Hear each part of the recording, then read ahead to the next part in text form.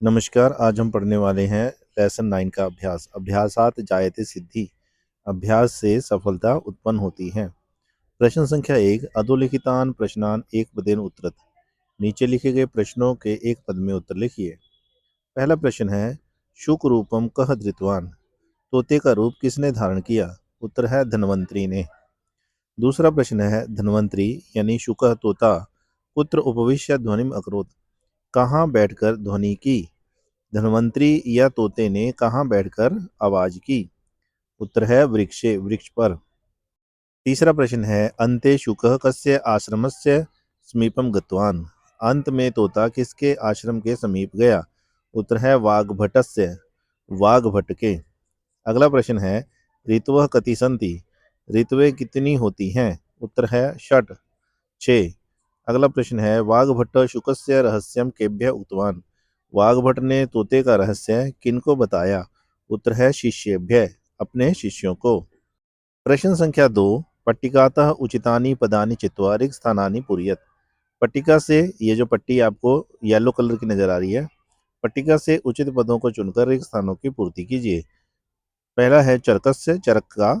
कुटीर समीपम, कुटिया के पास। भारतवर्षे, भारतवर्ष में। आयुर्वेद ज्ञानेन, आयुर्वेद ज्ञान से। अतिमात्रम, अत्यधिक मात्रा में।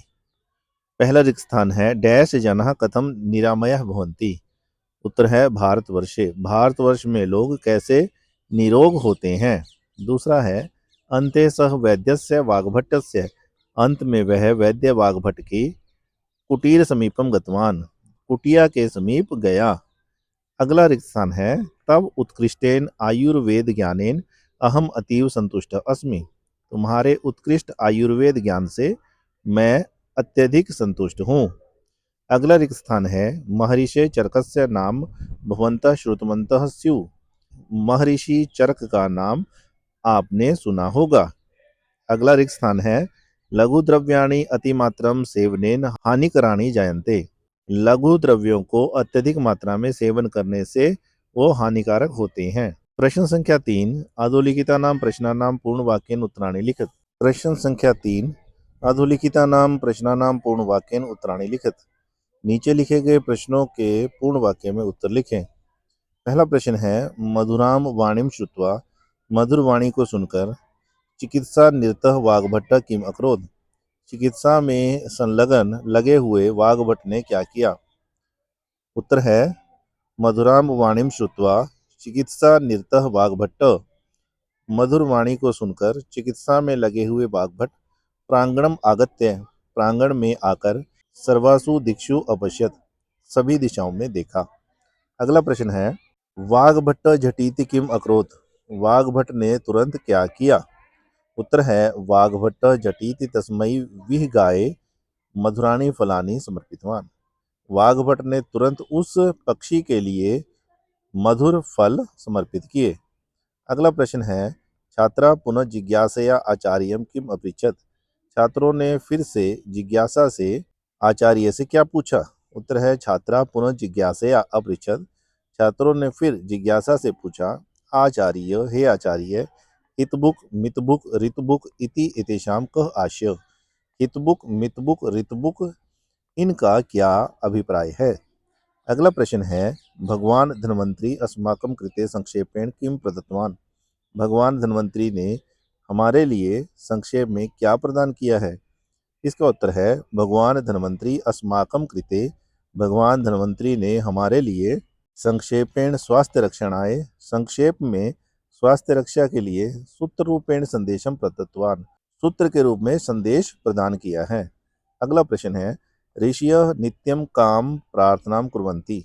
ऋषि नित्य क्या प्रार्थना करते हैं? तो उत्तर है, ऋषियः नित्यम प्रार्थनाम कुर्वन्ति। ऋषि नित्य प्रार्थना करते हैं, सर्वे सन्तु निरामयाः, सर्वे भद्राणि पश्यन्तु, माँ कश्चित् दुख भाग भवेत्। सभी निरोग हों, सभी कल्याण को देखें और किसी के भी भाग्य में दुख नहीं हो।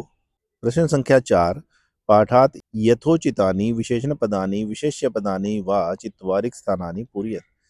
पाठ से उचित विशेषण पदों और विशेष्य पदों को चुनकर रिक्त स्थानों की पूर्ति कीजिए।